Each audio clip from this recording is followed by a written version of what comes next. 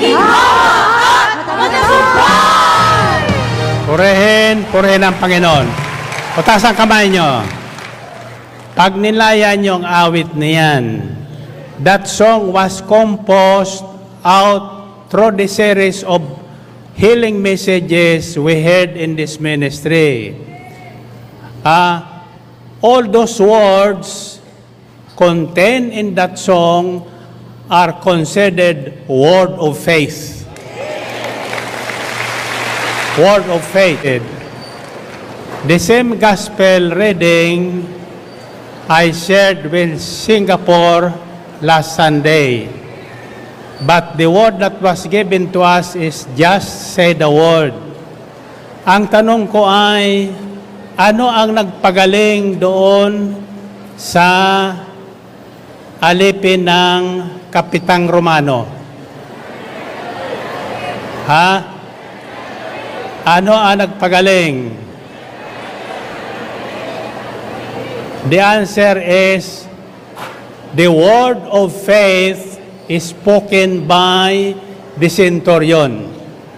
Tatandaan nyo ang sinabi ng Panginoong Jesucristo, go and your request is granted as you believe it would. Umuwi ka na, mangyayari ang hinihiling mo ayon sa inyong pananalig. Narinig na yun? Okay, open your mouth.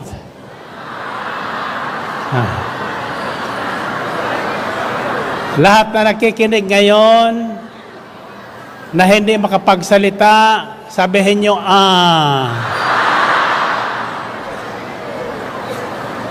na ako ay may karamdaman at ang aking tinig ay alam nyo na nagbabago bago pumunta ko sa aking ENT. At ang unang tinignan niya ay ang lamunan ko. Ang sabi niya, open your mouth. Then, when I open my mouth silently, sabi niya, wala akong makita. Say, Ulitin nyo. Ulitin nyo.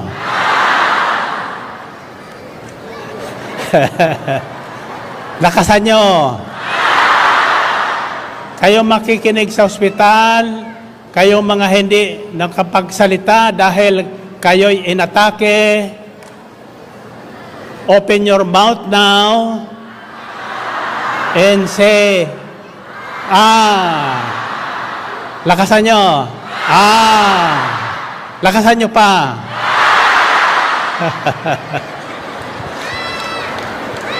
Ngayon, makakauwi na kayo. Pinagaling na kayo ayon sa inyong pananalig. Amen ba? Taas ang kamay nyo. Pagkatapos ng gawain sa Singapore, habang ako'y kumakain, doon sa nireserban niyang kwarto, may lumapit sa isang brother. Sabi niya, Brother Mike, I just want to let you know, when I first opened my television station in Manila, you were at the Luneta Den. Ako niya isang drug addict. I was hopeless at the time. I was already thinking of committing suicide. But when I heard you speak the word, ang sabi mo sa akin, ikaw na hindi makaalis dyan sa bisyo mong droga, pumunta ka ngayon sa Luneta, makikita mo ang himala ni El Shaddai. At nung gabing yon, over na tayo, nakipagsiksikan sa Luneta, at kinabukasan, sa salitang nakalaya siya sa droga. Kaya nasa Singapore siya para magtrabaho at matagal na siya sa Singapore, nagtatrabaho, may bagong buhay. Anong ibig sabihin noon? Anong ibig sabihin ng kwentong yon? Sa Diyos ay walang imposible. Now, what is TJIB? That is our word of faith in this ministry. Pag hinahayag sa inyo ang salitang, I have good news for you, anong sinasagot nyo? Thank God I am blessed. Because the good news, the Word of God, kapag tinanggap natin at nanalig tayong magaganap ang sinabi ng Diyos, all we have to do is say, thank God I am blessed. Ulitin nyo nga. Thank God I am blessed. Tapos sabihin nyo, Ulitin nyo. Hindi, ulitin nyo yung simula. Thank God I am blessed. Ulitin nyo.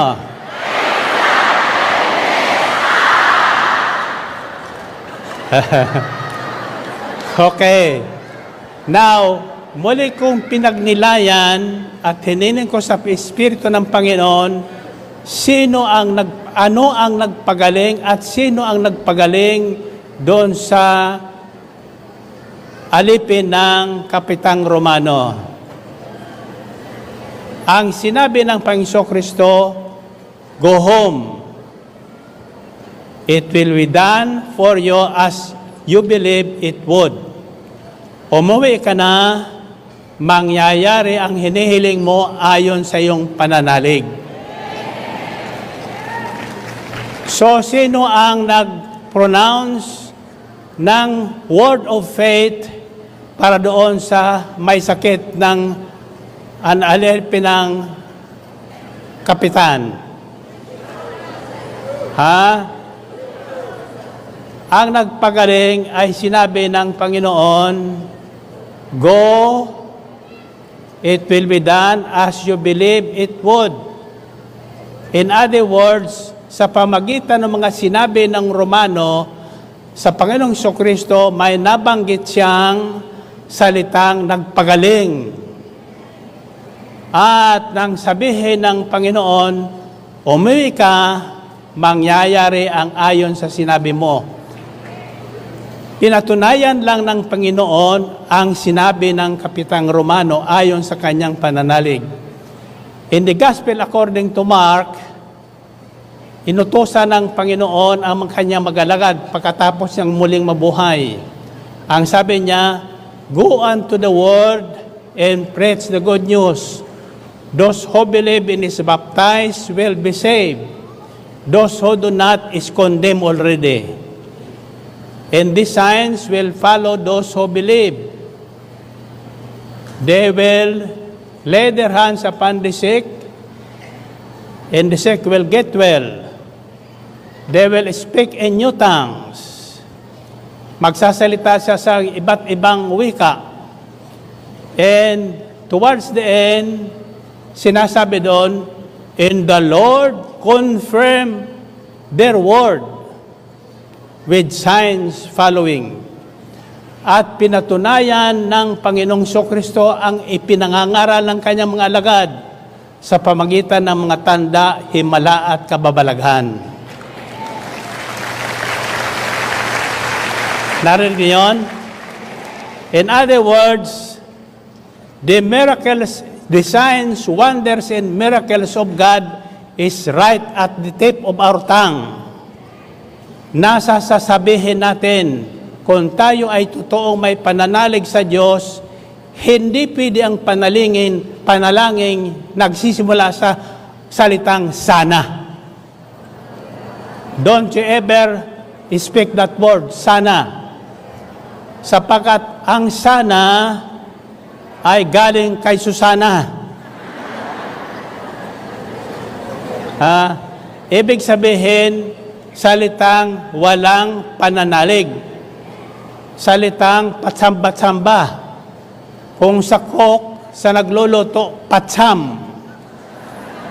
Ang luto na ay patsam. Narinig ba kayo?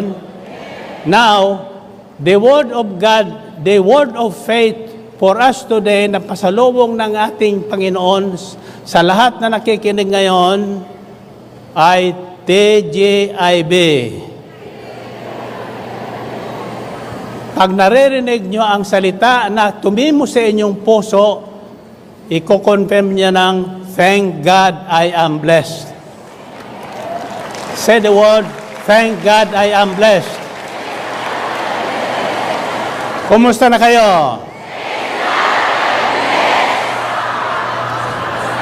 Ano pa? Ano pa? Sa pag-ibig, malaya, kaya pa kalooban, maginawa at matagumpay! Thank God. Prosperous talaga! Thank God, I am blessed, happy and prosperous talaga. Magaling na, mayaman pa, matalino, matuwid, manaman, wagas ang pag-ibig, malaya, kaya pa kalooban, maginawa at matagumpay! Purihin ang Panginoon. Pataas ang kamay nyo. Pag nilayan nyo ang awit niyan, that song was composed out through the series of healing messages we heard in this ministry. All those words contained in that song are considered word of faith. Word of faith. Kasang kamay nyo. Ano ba ang sinabi ng Kapitang Romano? Bakit na-amaze sa kanya, namangha sa kanya ang Panginoong Kristo? At sinabi niya, wala akong nakita nagtagpuan sa buong Israel ng ganitong kalaking pananalig ng tao. Ano ang sinabi ng Kapitang Romano? Nang lumapit siya sa kanya, sa Panginoon, ang sinabi niya, Panginoon, tulungan niyo po ako.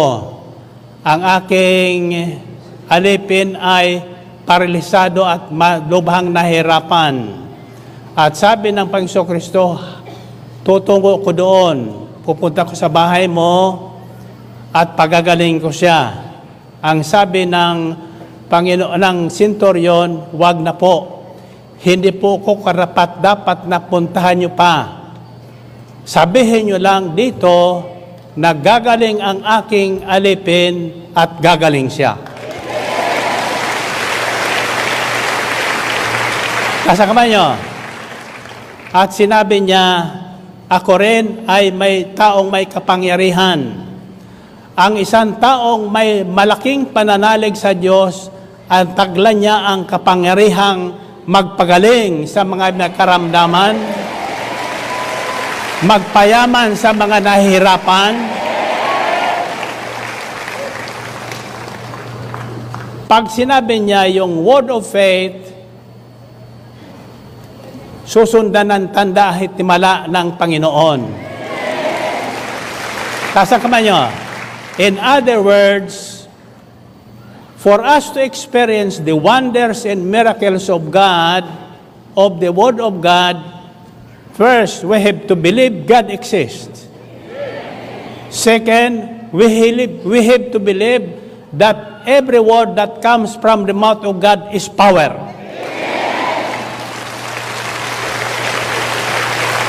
Amen ba? In other words, bawat sasabihin natin, hindi tayo magsasabing yung alinlangan.